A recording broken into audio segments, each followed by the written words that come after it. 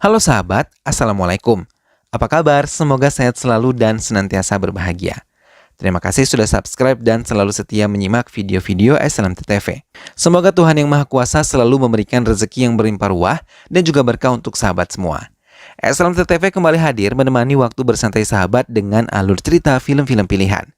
Kali ini SLMT-TV menghadirkan sebuah kisah dari film yang berjudul Firman. Film ini menceritakan tentang perjuangan seorang anak laki-laki yang berani untuk memberi pelajaran pada sang ayah yang sombong hingga menyelamatkan saudara-saudaranya dari cengkraman keserakahan ayahnya. Baiklah sahabat, tanpa perlu berlama lagi, langsung saja kita simak. Ini dia alur cerita filmnya.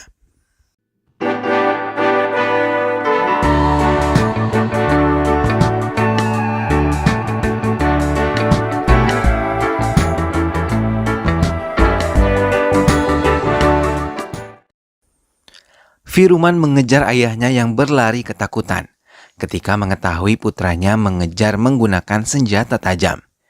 Ia terus berlari ke area pengadilan, hingga semua orang yang ada di tempat itu mencoba memisahkan mereka dan mengadili mereka semua.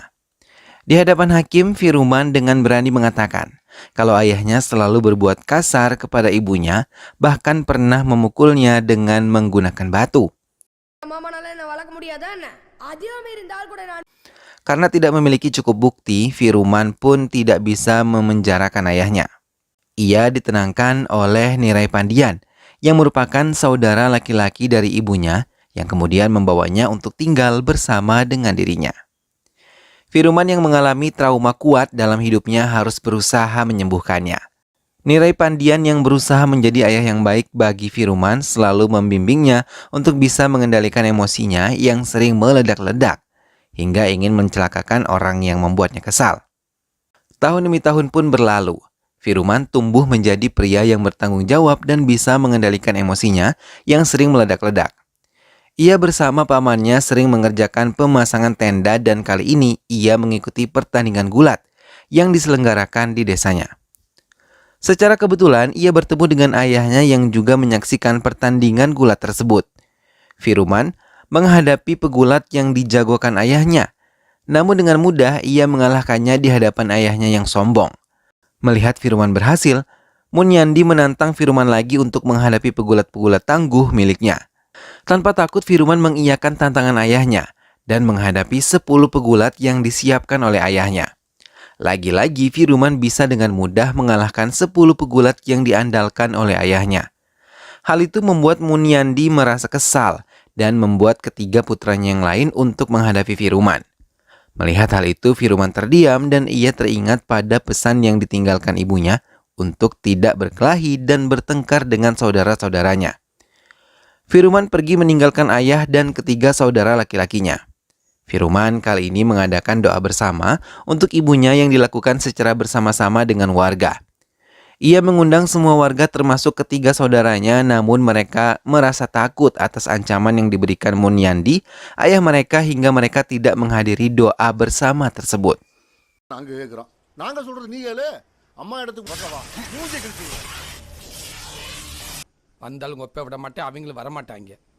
Namun Tain bersama teman-temannya datang pada acara itu. Hal itu membuat Firman menjadi gugup karena selama ini ia menyukai Tain secara diam-diam. Tain adalah saudara ipar Selvam, kakak pertamanya yang selalu merawat Munyandi yang menderita diabetes. Kali itu pun Tain dipanggil hingga ia tidak menyelesaikan doa bersama itu untuk memberikan perawatan pada Munyandi.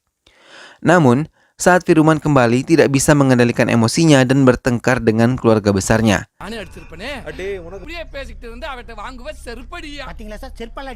Munyandi pun mengirim anak buahnya untuk menghabisi Firman, putranya sendiri.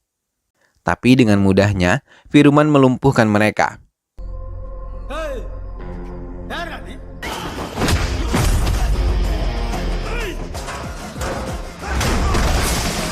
Ia pun mendatangi ayahnya yang tengah berada di kediamannya. Namun, ibu Munyandi meracau dan memaki Firman kalau ia sama sekali tidak bisa menjadi putra yang baik. Ia meracau dan mengusir cucunya sendiri dari kediamannya. Firman pun pergi meninggalkan kediaman ayahnya dengan hati yang diliputi kekesalan. Firman yang mengetahui Selva membutuhkan pekerjaan dan ingin melamar, menjadi supir MLA Pantinetam Pandian yang mengajukan syarat untuk menyerahkan uang sebesar 8 lakhs hingga bisa mendapatkan pekerjaan itu. Langsung menemui MLA itu dan menyerahkan uang yang dimintanya juga.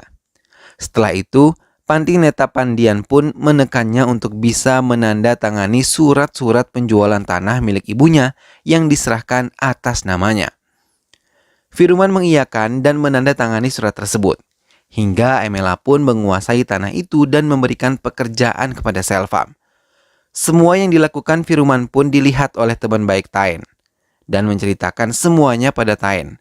Hal itu membuat Taen terperangah dan terkagum atas sikap baik yang tulus Firman pada keluarganya.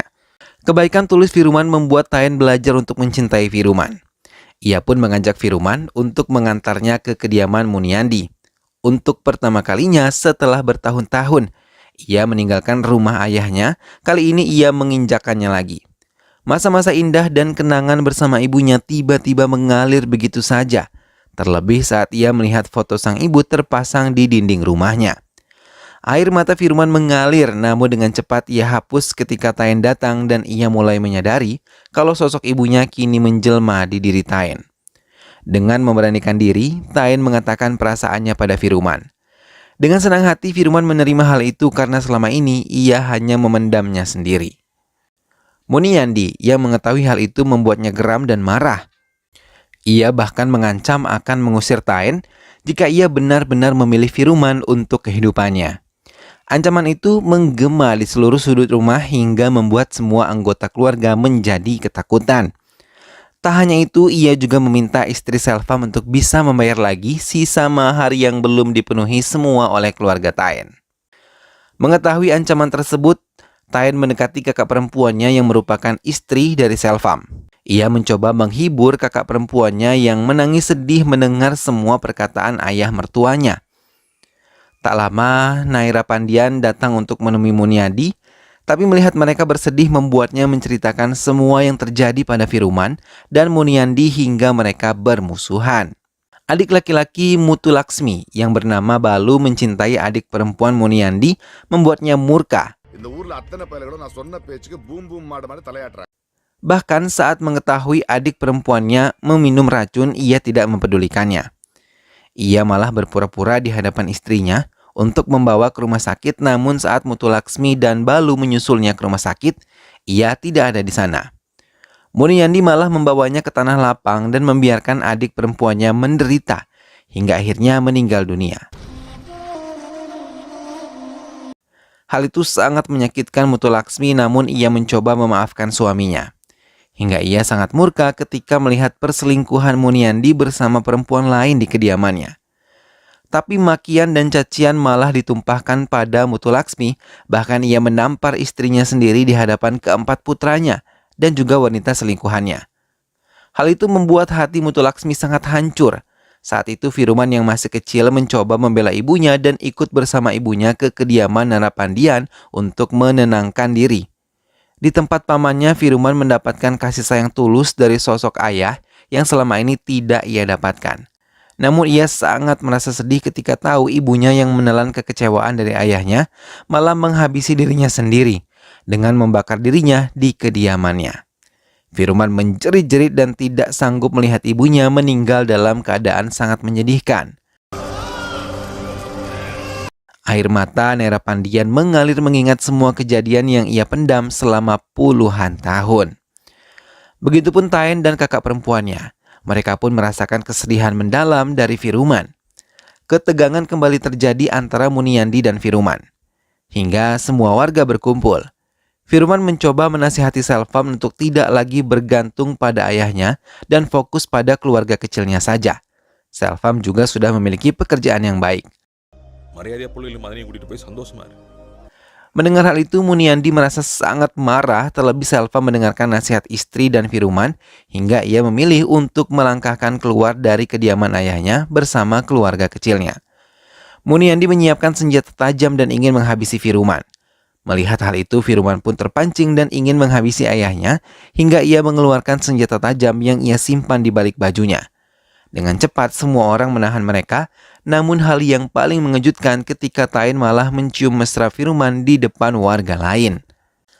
Kakak perempuan Firuman pun mengucapkan terima kasih pada Firuman yang telah membukakan pintu hati suaminya Selvam untuk keluar dari kediaman ayahnya dan tinggal bersama keluarga kecilnya saja.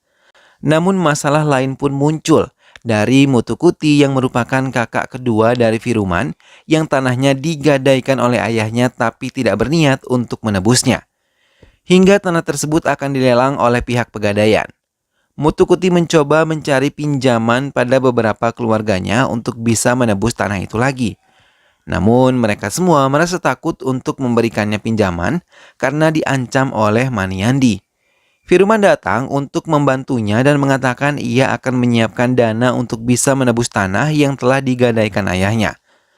Melihat ketulusan Firuman, Mutukuti sangat merasa terharu sekaligus malu kepada adiknya. Sebaliknya, Muniyandi malah mendatangi Sonapona untuk menggagalkan putranya memenangkan pelelangan itu dan ia juga memberikan imbalan sebesar 2 laks. Sonapona pun menjalankan tugasnya dengan baik. Ia berhasil memenangkan pelelangan dan melaporkannya pada Muniyandi tentang keberhasilannya. 14 லட்சத்தி 7,5 Mendengar hal itu, ia merasa senang karena ia bisa memiliki tanah dan bangunan milik putranya. Namun hal pintar dilakukan oleh Firuman. Ia yang dikejar oleh Sonapona dan anak buahnya malah mengurung mereka dan tidak membiarkan mereka keluar selama 1 jam. Setelah mengurung mereka, Firuman dan Mutukuti mendatangi pegadaian dan menebus semua tanah serta bangunan miliknya. Karena Sonapona tidak datang untuk mengambil lelangan tersebut. Mengetahui hal itu, Muniyandi pun marah dan meminta Sonapona untuk bertanggung jawab. Sonapona pun menyanggupi dan ia bersama anak buahnya kembali mendatangi Firuman untuk menuntut balas.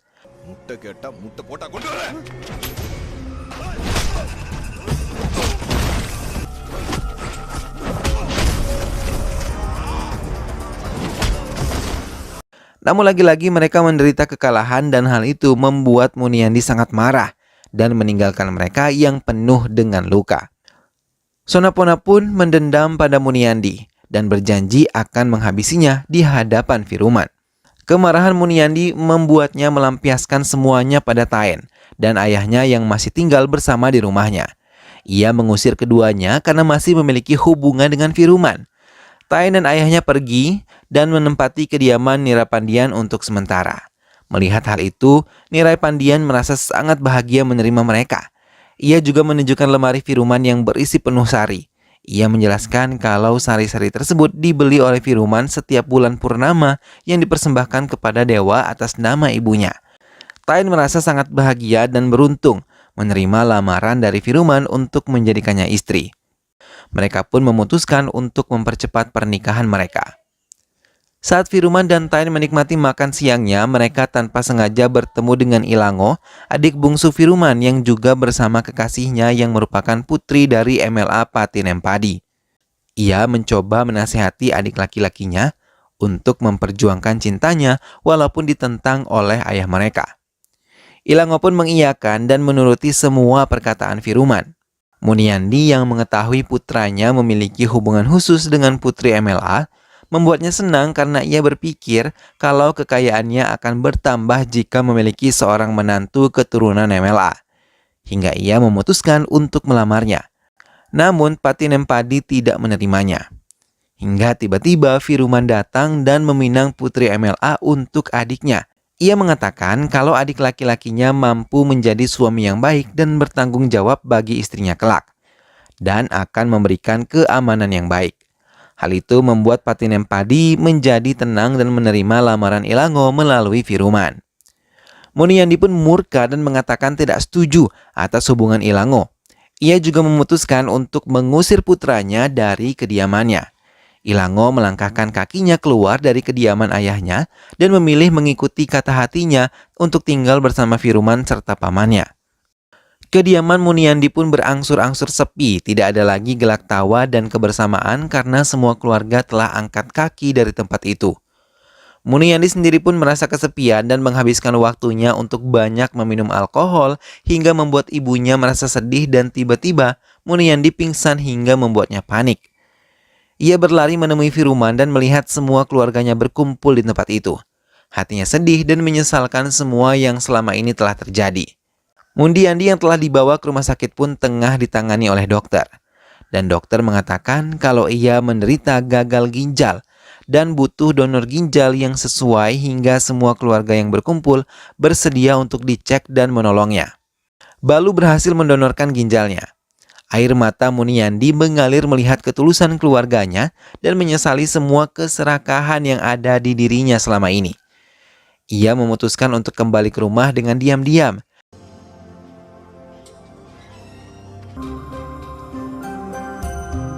Namun ia terkejut ketika Sonapona dan anak buahnya datang untuk membakar rumahnya. Bahkan mereka tidak mempedulikan dirinya yang masih berada di dalam. Muniandi pun pasrah jika ia harus mati dengan cara mengenaskan. Tak lama Firman datang dan saat tahu ayahnya masih berada di dalam rumahnya, ia terus berusaha menyingkirkan Sonapona dan anak buahnya. Ia menerobos pintu dan rumah yang telah terbakar, lalu menarik ayahnya keluar dari rumahnya. Muniandi menangis dan menyesali semuanya, dan Firman mengatakan ayahnya tidak pantas mati dengan cara seperti itu, karena ia tidak ingin kembali kehilangan orang tuanya. Ia sudah cukup menderita dengan kematian ibunya saja.